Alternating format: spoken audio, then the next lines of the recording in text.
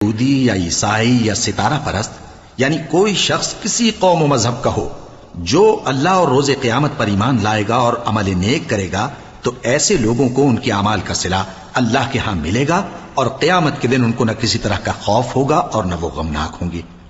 اور جب ہم نے تم سے عہد کر لیا اور کوہ طور کو تم پر اٹھا کھڑا کیا اور حکم دیا کہ جو کتاب ہم نے تم کو دی ہے اس کو زور سے پکڑے رہو، اور جو اس میں لکھا ہے اسے یاد رکھو تاکہ عذاب سے محفوظ رہو،